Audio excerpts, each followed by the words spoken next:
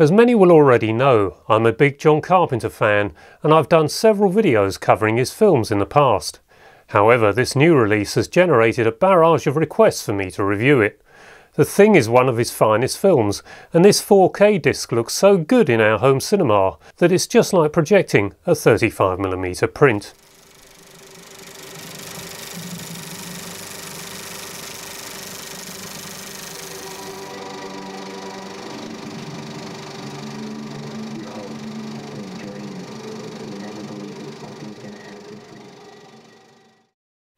I had only picked up the HMV Steelbook about a year ago, so I wasn't intending to watch The Thing right now, but as I said, so many requests came in for me to review this one that I felt I really had to take a look once more and see what this 4K was really like.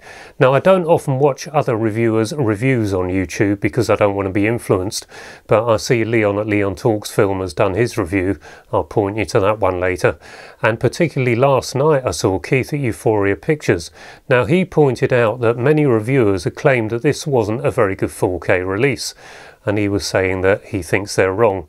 Well, I'm entirely with Keith on this one, because this is a fabulous cine transfer, and as Keith said, if it doesn't look great on your system, then it's your system. So I don't suggest you go and throw out your television or your video projector, but check your settings, go through them, get experimenting with HDR, because that is what is going to be the problem. And so, onto the film. This is a John Carpenter masterclass of terror and suspense, and that suspense manages to build all the way through thanks to John Carpenter's simple filmmaking techniques, and it's helped along all the way by Ennio Morricone's pulsating score. That just helps the whole thing build and build and build, and it never lets up. Just like any film, there are always a few flaws, and this film, however good it is no exception, but those flaws are really minor. There's just a few out of focus shots which you will notice on your home system. You might not notice it so much on the television, but certainly in here on a slightly bigger screen projected, you do notice a few slightly out of focus shots. They're nothing to worry about, and they're certainly nothing to do with the new transfer. This was how it was shot, and the odd mistake is made, and as I've said previously, filmmaking is a complicated and difficult process, and it's not really viable to keep going back to reshoot scenes that you've already done. The hold-ups and the cost prohibit that. But apart from that, if you really do analyse the film, this is set in the first week of winter in Antarctica. So I don't know about you, but that suggests to me first week of winter, it's going to be dark an awful long time with very little light. However, this film opens in broad daylight, and that day does seem to go on for quite some time, so some artistic license going on there perhaps. And there's a lot of flamethrowers going off in this. Now, is it general practice at polar research stations to have flamethrowers on site? I don't know, but it would have been a difficult film without them, so perhaps a bit more artistic license going on there. I feel that a major strength of this film is the all-male cast. It's not something we're likely to see very often these days, but the acting is excellent. There's no trying to sound cool, there's no wisecracks, but there's some very good black humour. You feel the isolation, the paranoia, the growing sense of how would I know if I'm infected, am I infected? It really does have a menacing atmosphere, and it really does make you think. Carpenter uses close-ups of the actors' faces and we see their desperation. They glance at each other in silence, concern written all over them. A lesson for modern filmmakers, perhaps. I think we've all learned a bit about how to spread viruses lately, and the character Fuchs sets up the cliffhanger ending when he tells Macready that he thinks from now on they should only eat from cans and they should prepare their own meals, because it seems that only one particle of this thing is enough to take over an entire organism. At the end, Macready has been drinking from a bottle and he hands it to Charles. I think we all know the implication of that now. The legendary special effects in this one are by Rob Bottin. Has there ever been anything better? Yes, there are one or two dodgy moments perhaps, but overall they're absolutely brilliant. There are some very good matte paintings used in this, along with green screen to put the live action in those matte paintings, and particularly at the UFO crash site. those scenes really are amazing. But of course, this is a cinema quality transfer, and as I said, not intended to be seen on tiny home screens, so you probably will pick out matte lines on that and think they're maybe not as realistic as they should be. But my recollection of this in the cinema is that those matte painting shots did look convincing and real. But 1982 was a long time ago. We're talking 39 years ago now. So my recollections of this film in the cinema aren't great. I remember there was hardly anyone else in there with me at the time, and at the end of it I felt that I watched a masterpiece. During one sequence in here, going from our player to our THX Ultra amplifier, the sound slipped out of sync by a few frames, and it was noticeable.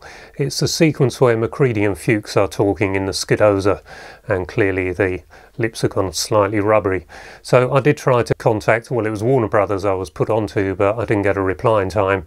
Fortunately, I got a second system in the living room. We checked it on that and all was well in there. So it probably won't occur again next time in here. It was probably the player just running out of memory a little at that point for whatever reason, and it soon came back into sync, but there was no problem in the living room. So if you do get this issue at any point, don't be concerned about it. It probably won't happen again, and if it does, it is down to something on your system. This was a very common problem when DVD was first introduced in 97, and the second generation players in 98 were prone to running out of sync quite often. So anyway, nothing to be concerned about there. It was a shame I didn't get a reply from Warner Brothers in time, because they might have had people reporting that issue and I would have been able to clear it up for them. But nevertheless, moving on. Sound has been reworked into DTS-X, which may upset some people who want the original soundtracks, but remember this did have 70mm blow-ups, so there would have been 6-track magnetic sound, so quite possible there would have been something similar to DTS-X. But Keith at Euphoria, he pointed out that there wasn't really much going on in the overhead channels, and it seemed to work better on the previous Blu-ray, where he had a faux Dolby Atmos DTS-X sound applied. So if you do have a problem with the modern sound on this, perhaps if you can run a couple of analog hi-fi outputs from your player into your amplifier, and then you should be able to break it back down into Pro Logic. But in here we're running THX 5.1, and the speakers up high there do make it sound very like DTS-X, and we had a lot of overhead action, particularly with the helicopters, as you always do in this type of film. But we thought the sound was very good. It's not quite like one of the modern bombastic blockbusters, but it would sound pretty odd on the thing if it did. So I think the sound is good. The image quality, 2:4:0:1 screen ratio, as I've said, is excellent. If there's anything wrong with it on your system, go through all the settings on your projector, television, player.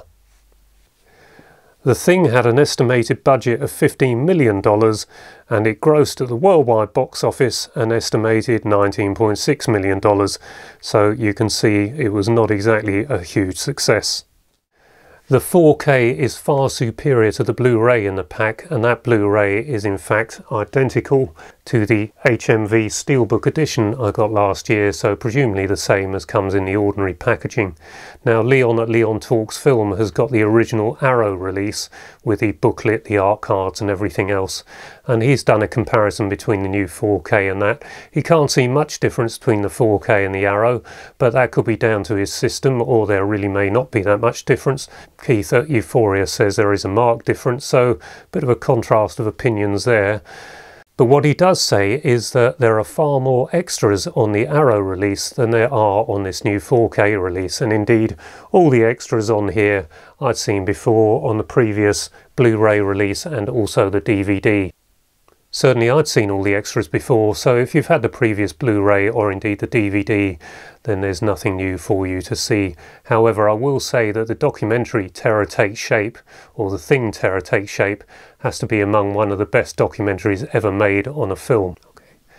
I don't suppose I need to summarise exactly how good I think this release is.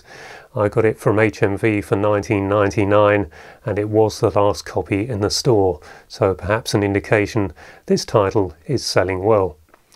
I don't know what I'm going to review next. I was going to pick up A Clockwork Orange in HMV, but I didn't realise it wasn't actually out yet, despite some reviews popping up in my feed on our smart TV.